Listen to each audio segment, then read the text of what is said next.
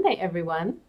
Welcome to Ninja Chickens. My name is Maria, and I'm a knitter, a natural dyer, spinner, knitwear designer, homesteader, and homeschooler. So that is most of what you will find on this podcast. Thank you so much for joining me today. It's always lovely to have you here, and I appreciate you taking the time out of your day to watch and take part. I'm coming to you from just outside of Asheville, North Carolina, in the mountains, where we have some land and a natural house, naturally built house. And I live here with my family and cats and chickens and honeybees.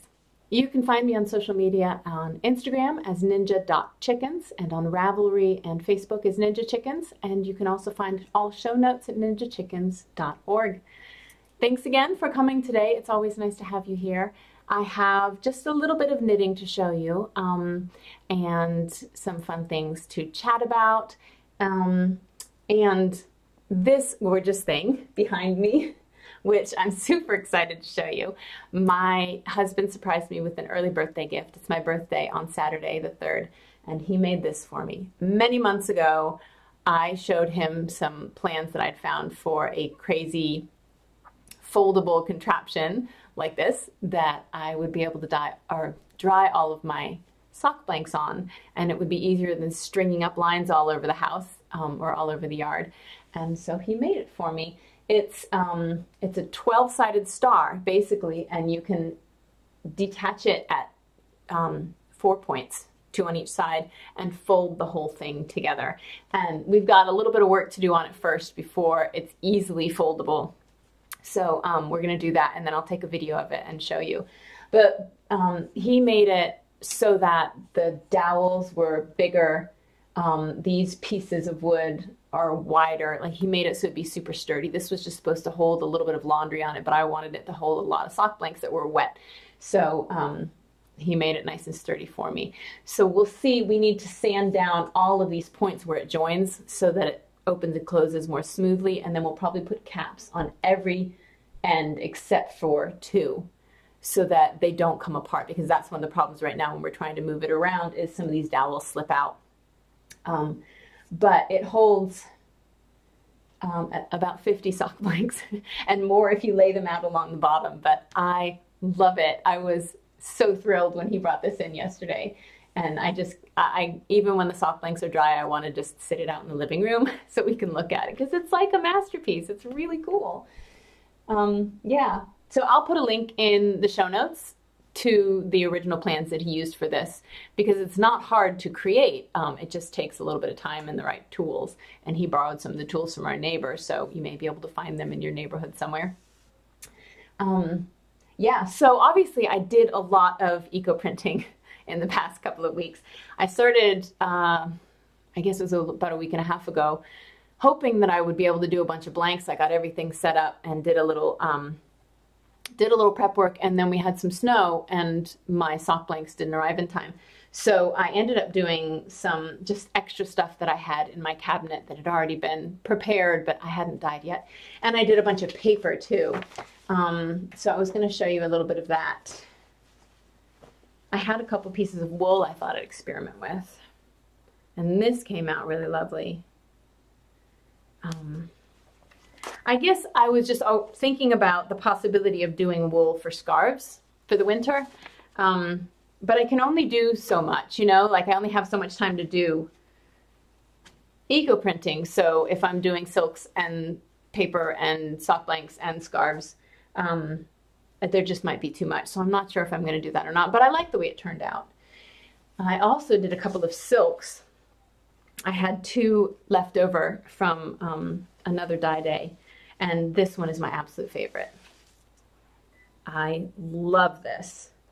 I dunked the whole thing in madder root, which gives that pink color in the background. And then I put all the plants on it, mostly ginkgo and sweet gum leaf. And then I covered it with a cotton blanket that had been dipped in logwood.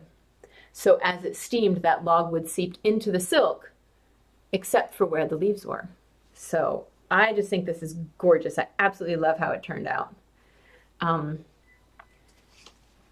So I'm probably going to be doing a bunch more of different types of technique examples. I'm going to be teaching a few more classes this year One of them is here at a local flower farm called Lady Luck Flower Farm. So I thought it would be nice to bring a bunch of silks that had examples of all types of techniques. I have that, I don't know if you remember from a few months back, that I'd made kind of like a tunic that had little squares sewn into it of lots of little samples, but I like being able to look at the big samples too, so I'm going to be doing a few of those. This one is, I dipped it in Saxon indigo and then put maple and eucalyptus, and I think one other type of leaf on it.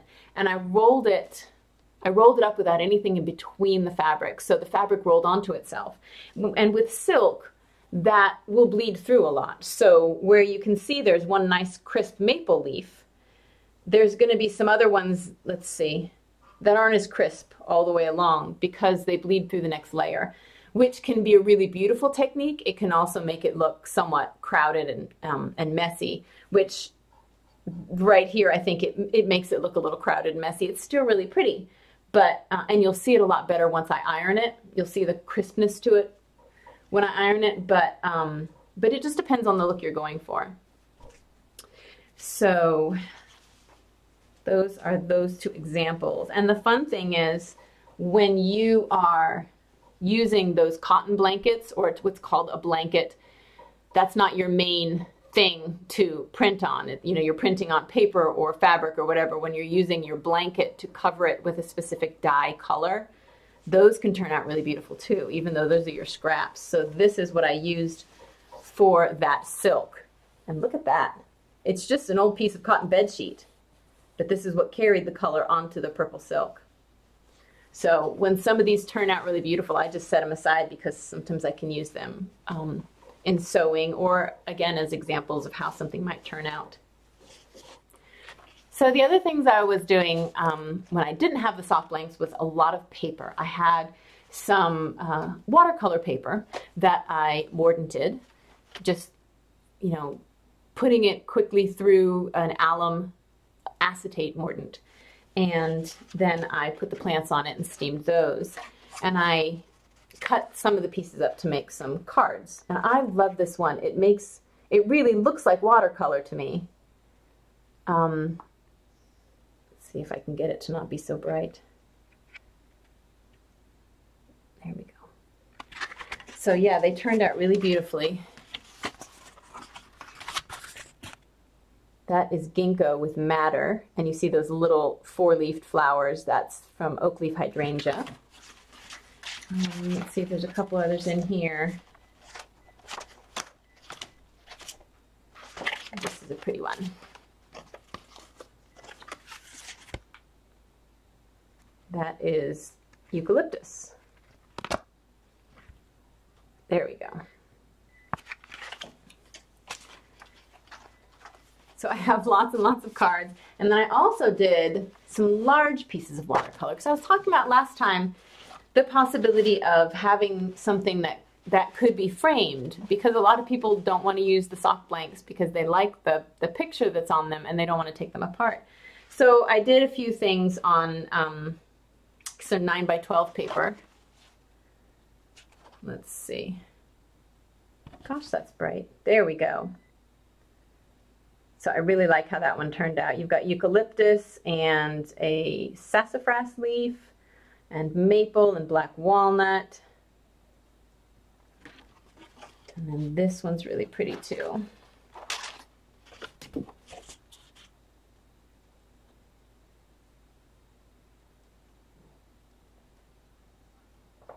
That purple is a grape leaf. And then that's oak leaf hydrangea towards the bottom and another grape leaf. So yeah, it was a lot of fun. My daughter joined me and we did some experimenting to see how things would turn out on paper. And we enjoyed it.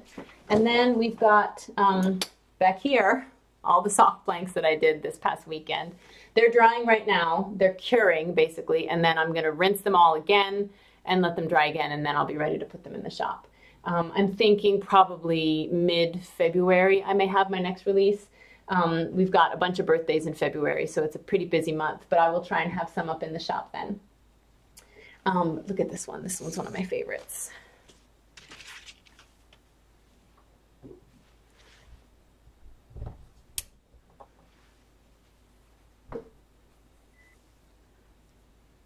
So that is indigo with ginkgo leaves. I think that's stunning. Let's see if that does any better. I turned one of the lights off. It was a little bit bright in here. This camera just has such a hard time focusing when it doesn't have enough light. And then when it has enough light, then it's too bright. So I've done a lot of dyeing in the last couple of weeks, and it's been fun. Hopefully this will last a little while, and then we'll start getting some spring growth, and I can put some new greens and flowers onto the next batch of sock blanks. So knitting-wise, I don't have a whole lot to show you. I finished one object and am working on one object. My finished object is the 'Twas the Night Before Christmas socks by Danny of Little Bobbins podcast, and I believe on Ravelry she's Danny George or Danny Jorge. I'm still not sure how it's pronounced, but it's got a really adorable tree and the trunk that goes all the way down. I did it in Juliana's Fibers sparkly sock, and I think it turned out really nicely. They fit great. It was a fun pattern to knit. Like I said before, it's good for those vanilla sock knitters because it's really simple. It's just one small part that has a design, but it's not just a vanilla sock. It's classy. It has a nice little touch to it. So that's my finished object, and then my work in progress is my next fern and feather. It's a much deeper red in person. It looks very bright on the camera. Let's see if I can, yeah, it's a little blown out. But it is Briggs & Little yarn. I keep wanting to say Briggs & Stratton because it's, I think we have a chainsaw from Briggs & Stratton. It's a tool company, but it's Briggs & Little. They're a Canadian yarn, and they're red colorway, and I think they're gray colorway. I don't think it was a special fancy name. But I'm almost there. I just have the arms left. I have, you know, about 2/3 of the arms left to go. I wanted to do a little something different with this one since I already have one. So instead of doing a full waistband and wrist or cuff, I thought what I'd do is something similar to what I did on the Radari sweater, or what it calls for in the Radari, which is where you do a little bit of ribbing and then you do some knitting so it curls up. And right now it doesn't look great, but I'm pretty sure that once it's blocked, it will sit a little bit better. So we'll see. If it doesn't look great, I'll rip it out and just do the regular ribbing, but I wanted to do something a little different. So I'm really happy with it. I'm almost done. I'm sure by next time I see you guys, I will probably be wearing it. Hopefully it's cold enough, because this is much, much heavier than the other one that I knit. The other one was in a Cormo alpaca mix, and it's very soft and very light. It's also pilling a lot, and I can tell won't wear as long. This is a much sturdier yarn, so this is going to be one that will probably last for years, and I doubt it's going to pill at all. It's a very sturdy wool, but it's also much heavier and much hotter, so it'll be a much more cold weather sweater. But I think it's fabulous. I really like it.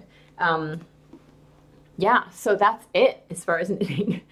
I'm hoping to cast on my Moonlight Traveler mittens soon. I'm waiting for the yarn well, it's coming from the UK, so it takes a little while, but I'm going to be using Blacker yarn and participating in the Blacker knit along for the Edinburgh Yarn Festival.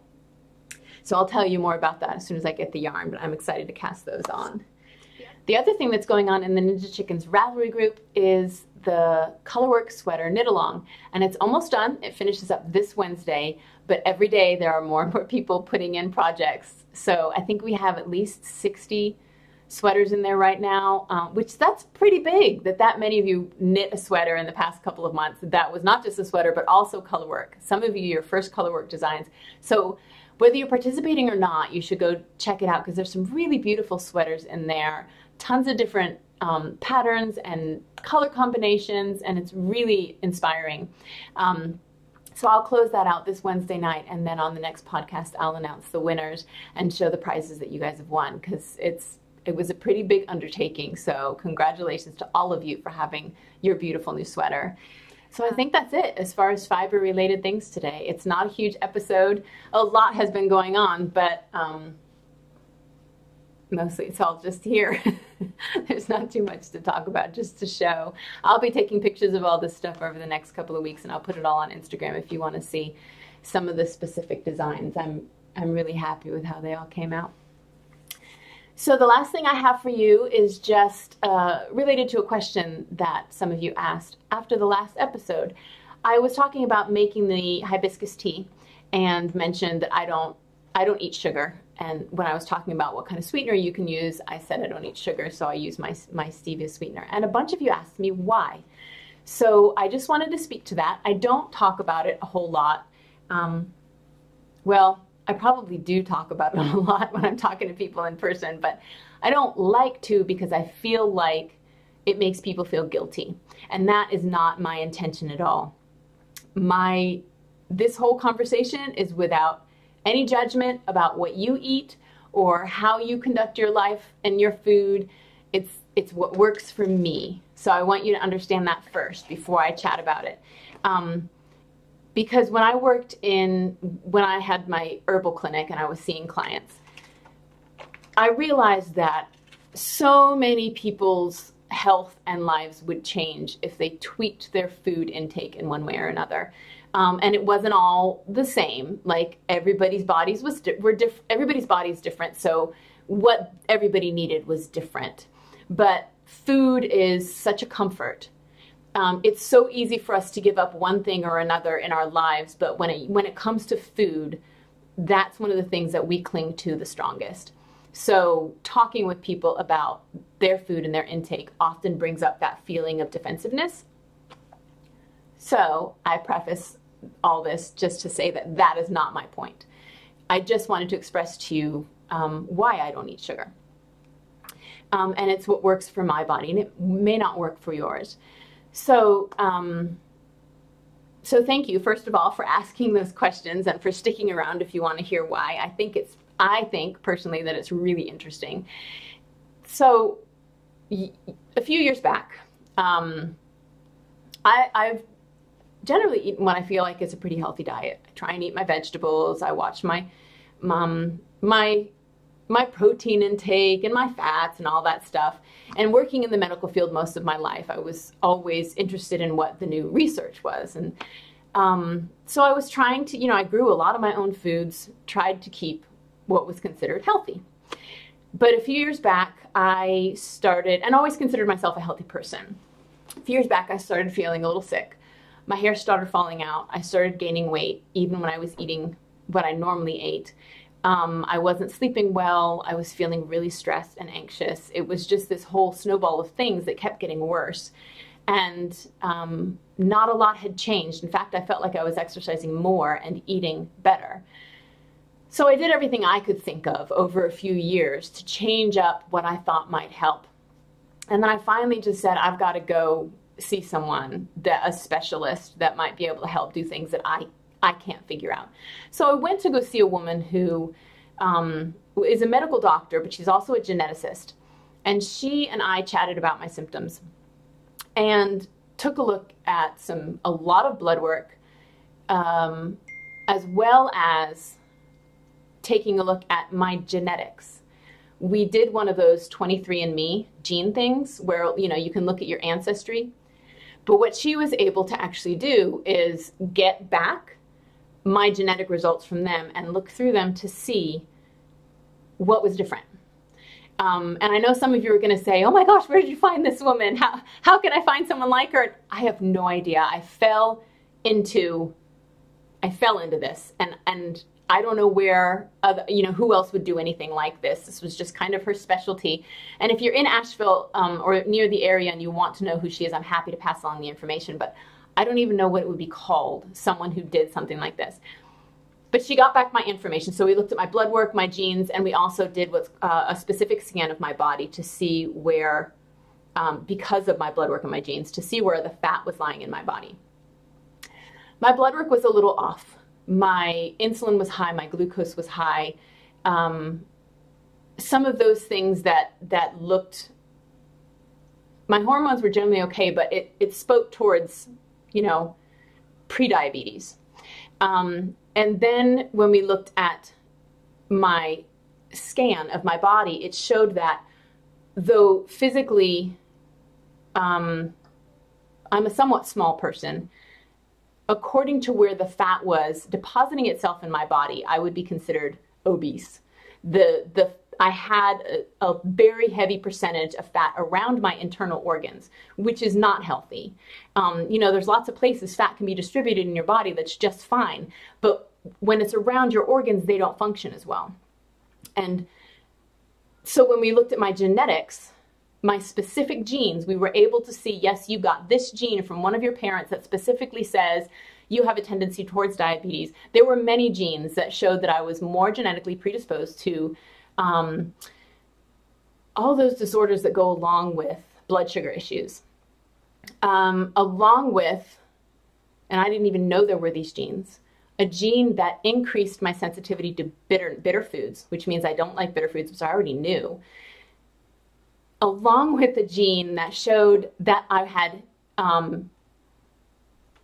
decreased sensitivity or more cravings for sugar, which I already knew. So like all these things put together just described me to a T. I have biggest sweet tooth of anyone I know, and I fight it every day. If I'm at a party, I am the last person standing at the dessert table eating the last cookie on the plate. Seriously, my kids' vitamins, their gummy vitamins, those are fair game. I will eat those if I have a sugar craving, and it's awful. So, I was like, why can I have such amazing willpower for some things, and I can't when it comes to sugar? I take the biggest piece of cake, I eat the biggest bowl of ice cream. I never am satiated when it comes to eating sweets. And I can psychologically say, I've already had 3 pieces of cake. I need to be done. Well, what's one more? It doesn't matter. It's like cocaine. If I can imagine being on a drug, that is what it would be like to me, like unable to stop yourself from the sugar. So we had a long talk about this, about how genetically my genes do not help that. They are telling me you need more sugar, you need more sugar, you need to eat that, you need to have that taste in your mouth. And then the other, along with having risk of heart disease and insulin dependency and all that stuff, and then having the fat around my organs, it freaked me out. It scared me. And I didn't want to be 60 years old and insulin dependent and sick. So I decided that's it. I have to just stop.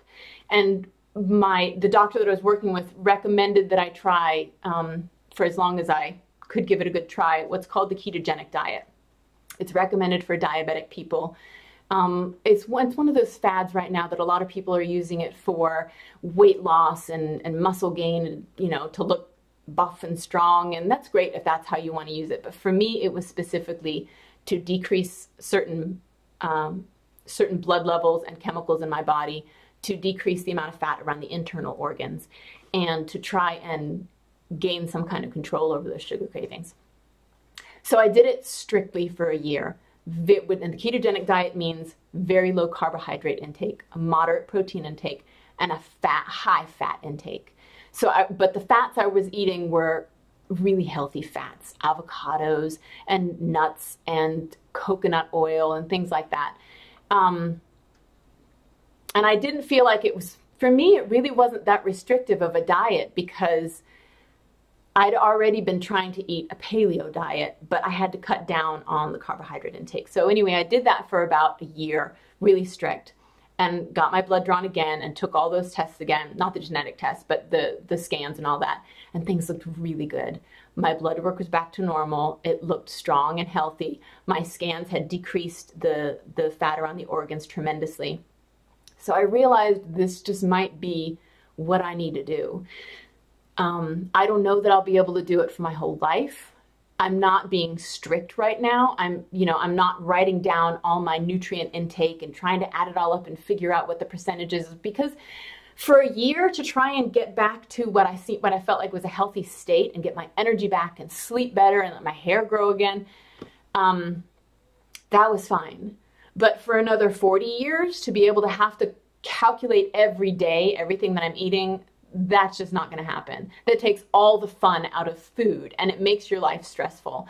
So, so I just thought, you know, I need to find that balance between being happy with what I eat and feeling healthy in my body. So I'd still eat a low carbohydrate diet, and that includes no sugar of any kind, no honey, no maple syrup, no processed sugars, limited fruits and root vegetables, no grains, breads. And to you, that may sound like, oh my God, what do you eat? That sounds so boring. But honestly, I eat a lot. I eat a lot of nuts. I eat a lot of vegetables, green vegetables, leafy vegetables. I eat a lot of meats, a lot of really healthy fats. It's tasty. The only time, I mean, I don't feel deprived, but I do, there are some times when I miss things, that I miss things. Like if I smell fresh baked bread, I would love to just shove my face into a loaf of fresh baked bread. And you know what? I might one day. I might just take a whole loaf and just eat it with the realization that, great, I've gotten that out of my system, and I'm going to have to not eat that way every day, because that was the hard thing for me. If I had access to those certain foods, those carbohydrates that gave me that quick sugar rush, not just plain sugar, but breads, I would eat them every day, and that would be my go-to. If I had this beautiful plate of vegetables and, you know, chicken or something, or a bread sandwich with, you know, sweets on the side, I'd go for the bread and sweets. And, you know, oh, well, I'll have my vegetables at the next meal, or, oh, I'll have my protein. And then I wouldn't, because that was what I would keep craving. So, super long story. For my body, for my personal genetics, it's healthier for me not to eat sugar. And in general, sugar's not great for any of us. But if you can do it in moderation, if you can have a little here and a little there, it's not a big deal. Some people can have a piece of birthday cake and then that's that. They're good for the week. I would eat the whole birthday cake and go out and get a couple chocolate cake or chocolate bars and eat those. So that is why I don't eat sugar. Right now, like I said, I'm a little more flexible with it. I'm more flexible, I guess, with the carbohydrate aspect of it. I will occasionally have a piece of bread, or I will occasionally have a couple crackers, but the sugar has to stay out. If I add that in the next day, I'm like, well, I had a little yesterday and I did fine, so I'll have a little more. Well, I had, you know, and it just keeps building. And I know that in myself. It's a drug. Once I get back on the drug, it's hard to get off of it. So that's why I don't eat sugar. The rest of my family does. My husband will go on and off it. He doesn't have that craving like I do. And Kaya doesn't seem to as much. Leaf does. I can tell he is my genetic copy. If he has, I mean, he will wake up at 7 in the morning and ask for candy. He will, you know, he can't control himself. If there's a bowl of candy in front of him, he eats all of it. So, you know, I'm not restricting it, because I don't want him to be that adult that goes out into the world and then eats everything he can because he felt restricted as a child.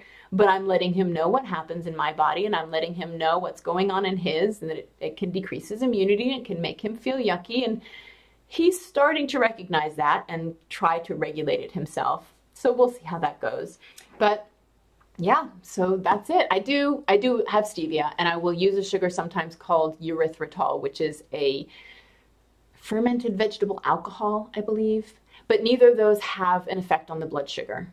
So it doesn't seem to cause problems with the insulin, and my body seems to be fine with it. I do still have cravings for sugars because that taste of sweetness is in my mouth with the stevia and stuff.